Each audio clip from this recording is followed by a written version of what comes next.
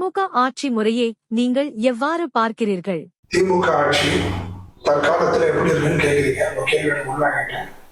மிகுந்த வருத்தமாக இருக்கிறது. அவர்கள் மீது வைத்த நம்பிக்கைக்கு அவர்கள் இலக்கணமாக பாத்திரமாக இல்லை என்பதுதான் என்னுடைய கருத்து. நமது உரிமை காக்கும் கட்சியுடைய நிலைப்பாடு. ஏன்னு சொன்னார், எதை எடுத்தாலும் கொம்பு செய்ய விட்டுட்டு மத்திய அரசு பேசிட்டு பிஜேபியை மட்டும் குறை சொல்லிட்டு அப்படியே வாழ்ந்தெல்லாம் நினைக்கிறாங்க. அதுல வெற்றியும் பார்த்துட்டாங்க. முதல் தடவை இந்த வழி 100க்கு 100 மார்க்கெட் மாதிரி 40க்கு 40, அடுத்த தடவை 234 234 வந்தாலும் ஆச்சரியப்படுத்தவில்லை.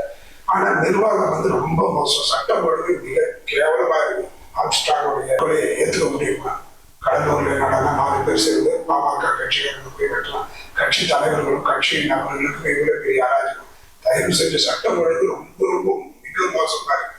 இவங்க என்ன நினைக்கிறாங்கன்னா, உடனே அதிகாரிகளை மாற்றம் செய்வதனால ஒரு கண் தொலைப்பார்வை கேள்வி. கள்ளக்குறிச்சியில பிரச்சனை வந்து கலெக்டரை மாத்துறாங்க, எஸ்பியை மாத்துறாங்க, காவல்துறை. அது தீர்வாக இல்லை. ஒரு துக்ள காட்சியா ஆயிடும். அதிகமான IAS அதிகாரிகளையும் காவல்துறை அதிகாரிகளையும் இடமாற்றம் செய்தது ஜெயலலிதா தான் பேர் போறோம். அதை அந்த ரெக்கார்டையும் பிரேக் பண்ணிட்டாரு. எந்த நேரத்தில் யார் இருக்கிறாருன்னு தெரியும். எந்த அதிகாரிகள் எந்த பணியை செய்யணும்ன்றது உங்களுக்கு புரியல. ராதாகிருஷ்ணன் இருக்கு மத்திய சுகாதார செயலாளராக இருந்தாரு. அப்ப எது எடுத்தாங்கன்றது தெரியல. அதுக்கு ஒரு பல காரணங்கள் கொடுத்தாங்க. அதுக்கு நான் போக விரும்பல. அதே மாதிரி இப்போ நடந்த மாநகராட்சி சேர்மன் கமிஷனர் அதையும் அவரே எடுத்துட்டு இருக்காங்க. இந்த மாதிரி எந்த பிரச்சனை வந்தாலும் அதிகாரிகள் மட்டும் என்பது மட்டுமே தீர்வாக அமையாது என்பதை மறந்துருக்கும். எதுக்காக சொல்லுங்க, ஒரு ராஜ்யம் வச்சிருக்கீங்க, 2 கோடி மக்களுக்கு மேல வந்ததா, 15 லட்சம் அக்கௌண்ட் வந்ததா, தமிழுக்கு குறைந்த நிதி ஒதுக்கீடு, சமஸ்கிருதத்துக்கு அதிகமான ஒதுக்கீடு, மாநில உரிமை. மாநில உரிமை எங்கெங்க போவோம்? இந்த மாதிரி ஒரு 10 கேள்வி சொல்லி ஒரு 5 கேள்வி சொல்லி நீட்டுக்கு முதல்ல கையெழுத்து, அதுக்கப்புறம் என்ன பண்ணி 50 லட்சம் கையெழுத்து. ஒண்ணு காவிரி மேலாண்மை தண்ணி கேட்டா உச்ச நீதிமன்றம் கேட்டா அதுல என்ன பண்றீங்க? செல்வ துறையோடு அமித்ஷாவும் பிஜேபியும் மோடியும் தலையிடன்னு சொல்றீங்க. இதே மாதிரி நீங்க அரசியல் பண்ணிட்டே இருக்கிறது. உங்களுடைய கோர் பாயிண்ட் நீங்க விட்டுருக்கீங்க. அது ரொம்ப விட்டுறீங்க. அதே போலதான் மின்சார கட்டணம். நினைச்சாலும் தூக்கம் வரல. ஒரு யூனிட்டுக்கு 10 ரூபாய், 12 ரூபாய், 6 ரூபாய், 7 ரூபாய், 5 ரூபாய். எங்கிருந்து போறது மக்கள்? தயவு செஞ்சு புரிஞ்சுக்கோங்க. மக்கள் சம்பாதிக்கிற பாதி பணத்தை வாடகைக்கும் மின்சாரத்துக்கு கொடுத்துட்டா படிப்புக்கு யார் செலவு பண்றது, மருத்துவத்துக்கு யார் செலவு பண்றது? மக்கள் அதை புரிஞ்சுக்கணும். திமுக வெற்றி பெறணும். அதெல்லாம் மாட்டு கிடைச்சது. அவங்களே 50 லட்சம் ஆகட்டும், பிரச்சனை இல்லை. ஆனா மக்களையும் நன்மையையும் கொஞ்சம் மனதில் கொண்டு செயல்படணும். ஒரு கடந்த ஒரு வாரத்துக்கு முன்னாடி ஒரு பேட்டி கொடுக்குறாரு TR பாலுடைய மகன். விக்கிரவாண்டி தேர்தலில் என்ன சொல்றாரு? கலைஞர் அவர்களுடைய மகன் MK ஸ்டாலின் அவர்கள் என்னுடைய தளபதி 1000 ரூபாய் உரிமை தொகை கொடுத்திருக்காரு.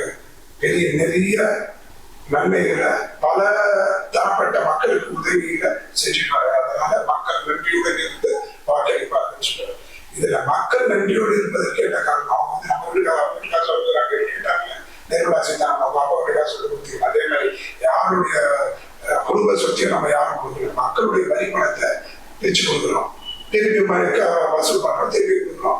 வசூல் கம்மியாச்சுன்னா கொடுக்கறது கம்மியாகுது, வசூல் அதிகமாச்சுன்னா கொடுக்கறது அதிகமாகும்.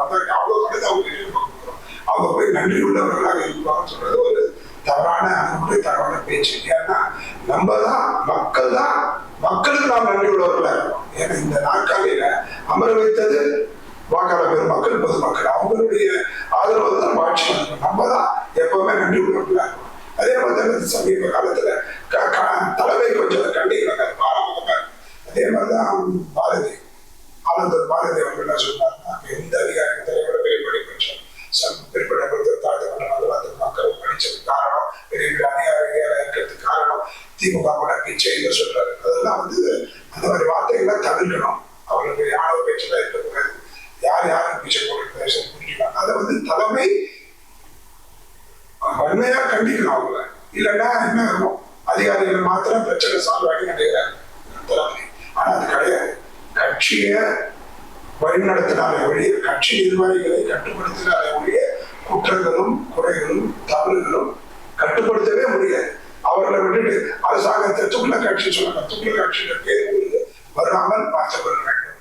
மின்சாரத்தை மிகப்பெரிய அளவில் கட்டணத்தை குறைக்க வேண்டும். மிகப்பெரிய அளவில் மானியம் தாங்க மக்களால் தாங்க முடியலங்க. தயவு செஞ்சு புரிஞ்சுக்கோங்க. அடுத்த தேர்தலில் நீங்க 234 வந்து நீங்க ஜெயிக்க போறீங்க. அது உங்களுடைய திறமை, உங்களுடைய சாதனை, உங்களுடைய சூழ்ச்சி. மோடியுடைய எதிர்ப்பறையில மட்டும் மீண்டும் மீண்டும் பதிவு பண்றேன். பிஜேபி கட்சிக்காரர்களுக்கு எவ்வளவு ஆதாயம் இருக்கோ மோடி அவர்கள் பிரதமராக இருப்பதனால் அதை விட பெரிய லாபம் ஆதாயம் திமுக.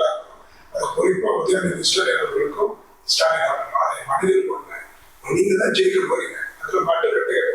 ஆனால் இதை அந்த இடத்தில் உங்களை அமர வைக்கும் மக்களையும் நீங்க முக்கியத்துவம் கொடுத்து நீங்க ஆட்சி செய்யணும் என்பதுதான் என்னுடைய வேண்டுகோள். சமீபத்தில் அந்த காவிரி பிரச்சனை போல இந்த கடலூர்ல வீராணம் ஏரி சார்ந்த விவசாயம் ஒரு இம்பேக்ட்ல பிரச்சனை.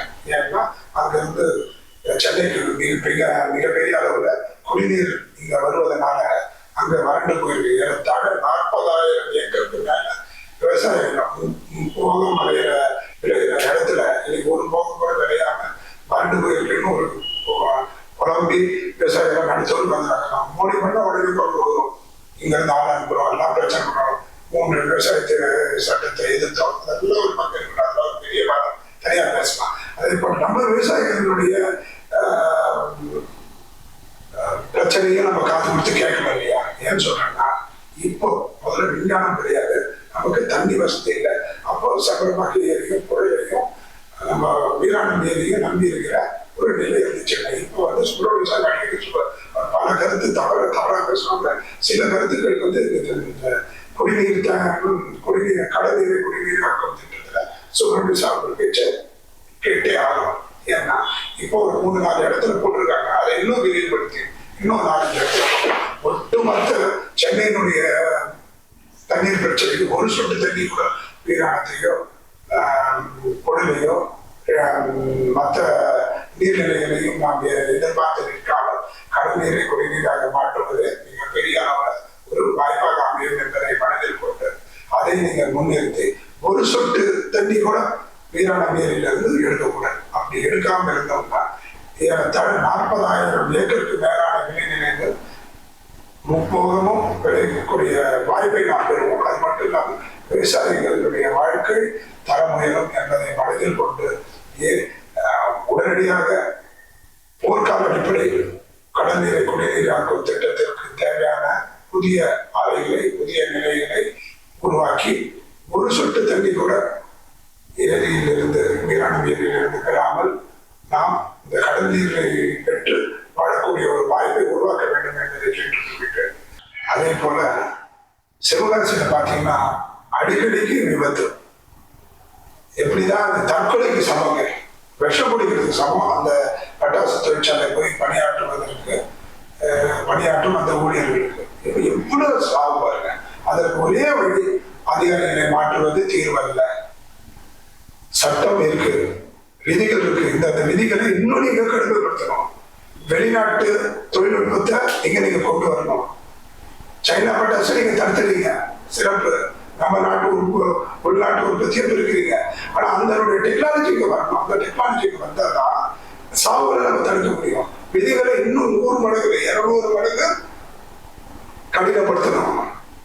ஒரு இரும்பு கரம் கொண்டு நடவடிக்கை எடுத்து அந்த துறையை இப்ப வந்து அந்த தொழிலை காப்பாற்றணுன்றதை விட அந்த தொழில் சார்ந்த ஊழியர்களை காப்பாற்ற வேண்டும் என்பதுதான் முதல் முக்கிய காரணமாக தமிழக அரசு இதை போன்ற பல இடங்களில் கவனத்தை செலுத்த வேண்டிய நிலை இருக்கிறது.